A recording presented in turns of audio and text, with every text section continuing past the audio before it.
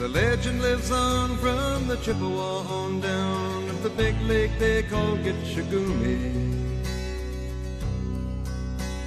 The lake, it is said, never gives up her dead when the skies of November turn gloomy.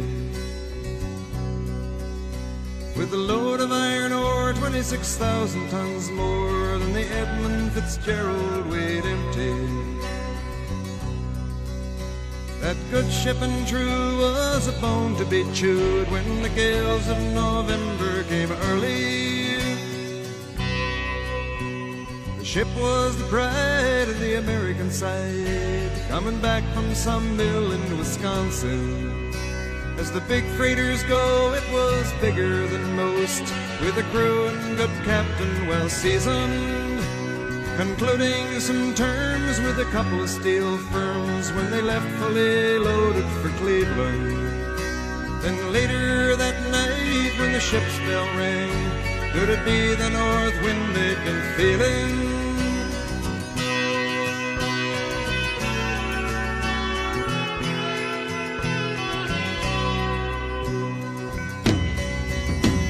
The wind in the wires made a tattletale sound, and the wave broke over the railing. And every man knew, as the captain did too, 'twas the witch of November come stealing. The dawn came late and the breakfast had to wait when the gales of November came slashing. When afternoon came, it was freezing rain in the face of a hurricane west wind.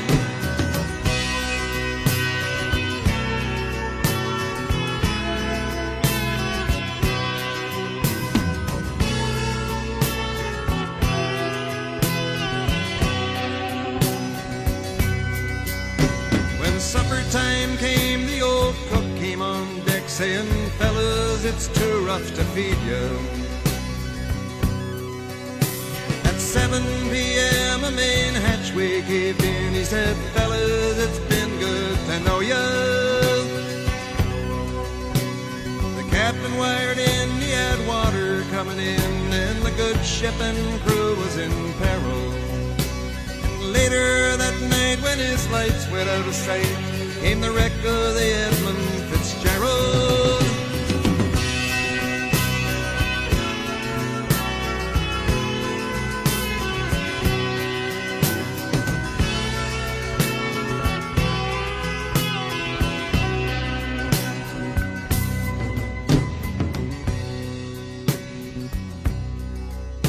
Does anyone know where the love of God goes when the waves turn the minutes to hours?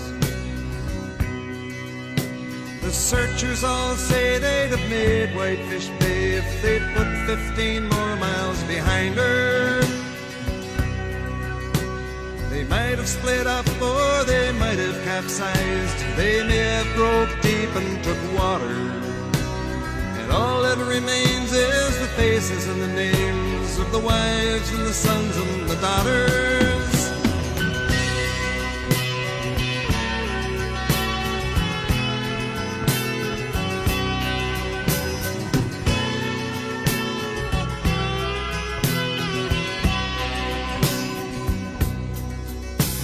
Lake Huron rolls, Superior sings in the rooms of her ice-water mansion. Old Michigan steams like a young man's dreams. The islands and bays are for sportsmen. And farther below, Lake Ontario takes in what Lake Erie can send her. And the iron boats go, as the mariners all know, with the gales of November remembered.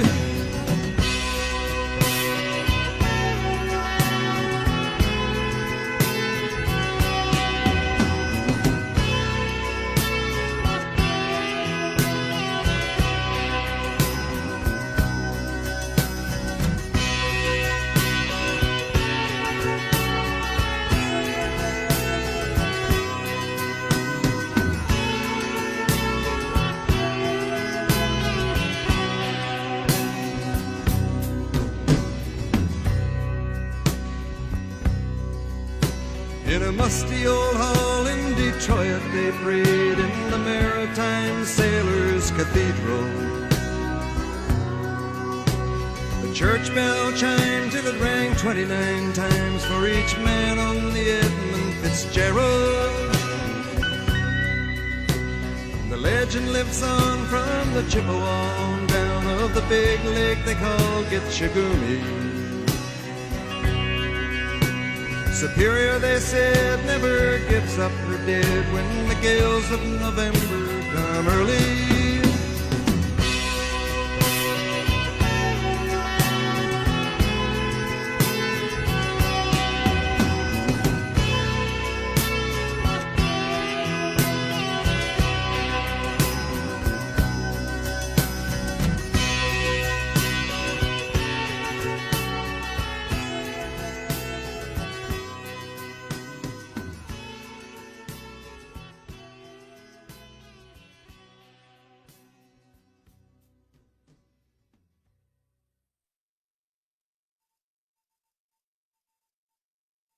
An air and sea search is continuing for possible survivors of the Edmund Fitzgerald, a 729-foot ore carrier, which apparently broke apart and sunk last night on Lake Superior. The ship and its 29-man crew vanished in a storm with 80-mile-an-hour winds and wave heights up to 25 feet. All that has been found is an oil slick and some debris.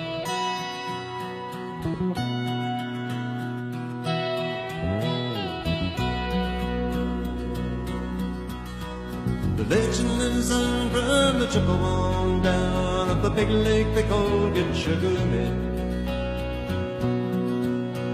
The lake, it is said, never gives up her dead when the skies of November turn gloomy. With the load of iron ore 26,000 tons more than the Edmund Fitzgerald weighed empty. That big ship and crew was upon the bitumen when the gales of November came early. The ship was the pride of the American side, coming back from some mill in Wisconsin.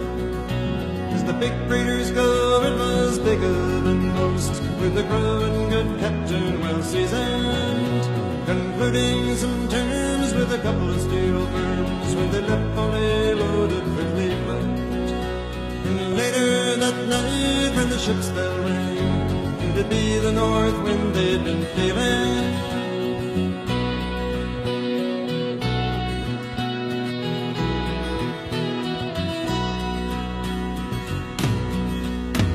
The wind and the wild made a tattletale sound, and away broke over the railing. And every man knew, as the captain did too, it was the witch of November come stealing.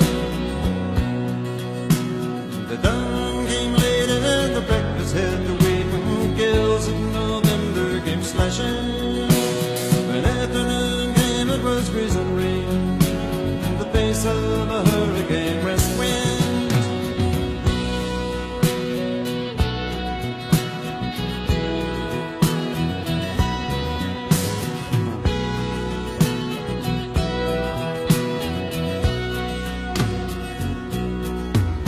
When supper time came, the old cook came on deck saying, fellas, it's too rough to feed you. At 7 p.m. a main hatchway gave in. He said, fellas, it's been good to know you. The captain wired in, he had water coming in, and the big ship and crew was in peril. And later that night, when his lights went out of sight, in the wreck of the Edmund Fitzgerald. He's last dead contact with him, the mate had talked to him. But about 10 minutes after 7, 1910, and he said he was going along fine and no problem. But it looks from the information that we have that it's fairly certain that the Fitzgerald went down. Does anyone know where the love of God goes when the waves turn in minutes to hours? The searchers all say they done made Whitefish Bay, they put 50 more miles behind her. They might have split up, but they they lay a broad haven of water. And all that remains is the faces and the names of the wives and the sons and the daughters. No, I couldn't have him visually. I had him on radar. He was exactly 10 miles ahead of us. I asked him how he was making out with his problems, and he said he was holding his own. I lost contact after that. Lake Huron rolls the burial scenes in the rooms of their ice water mansion. Oh, Michigan steams like a young man's dreams, the islands and days of the sportsman. Farther below Lake Ontario takes in what Lake Erie can center. When the iron boats go, as the mariners all know, with the gales of November remember.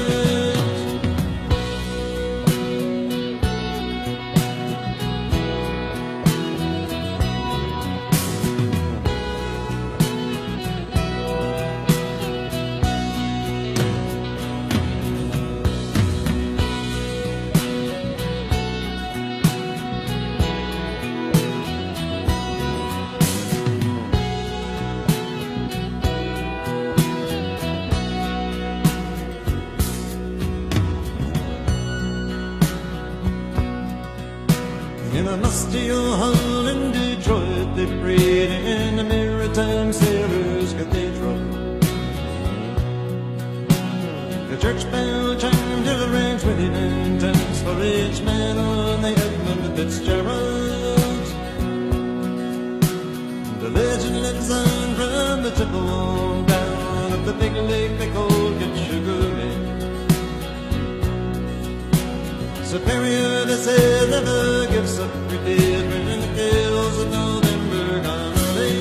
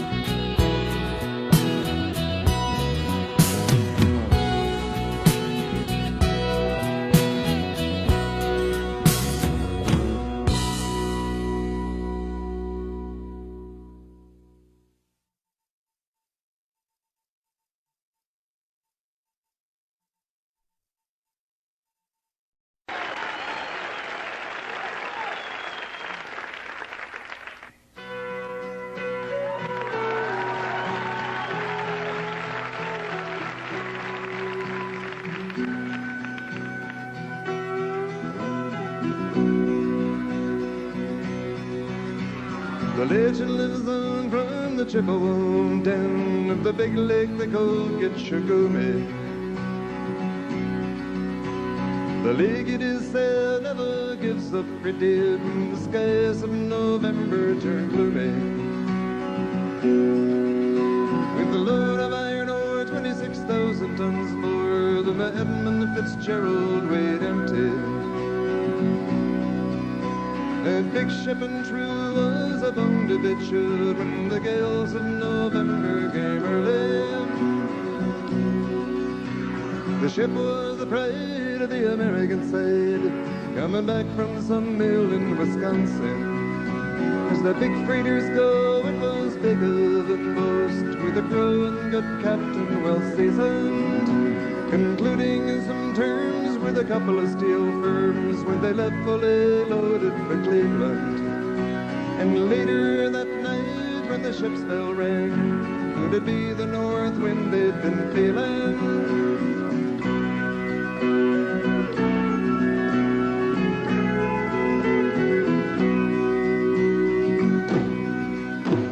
The wind and the wires made a tattletale sound, and a wave broke over the railing. And every man knew, as the captain did too, 'twas the witch of November come stealing. The dawn came late and the breakfast had to wait when the gales of November came slashing. When afternoon came, it was freezing rain, in the face of a hurricane west wind.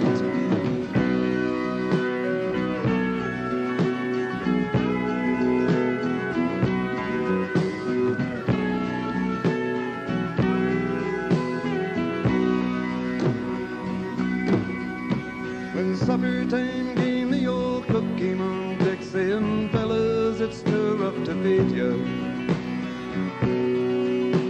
At 7 p.m. a main hatchway gave in. He said, fellas, it's been good to know ya. The captain wired in, he had water coming in, and the big ship and crew was in peril. And later that night when his lights went out of sight, came the wreck of the Edmund Fitzgerald.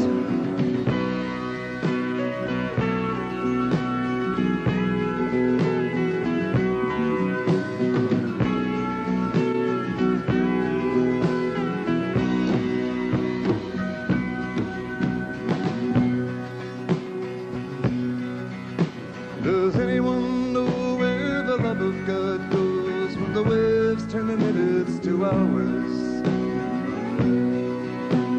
The searchers all say they'd have made Whitefish pay if they'd put 15 more miles behind her.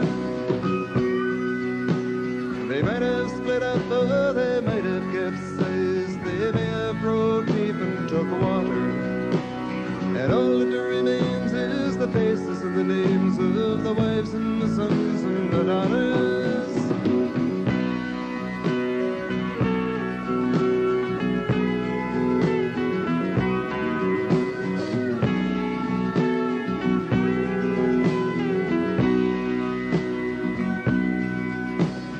Lake Huron rolls, Superior sings in the ruins of her ice water mansion. Old Michigan steams like a young man's dreams. The islands and days are for sportsmen. And farther below Lake Ontario, it takes in what Lake Erie can send her. But the iron boats go as the mariners all know, with the gales of November remembered.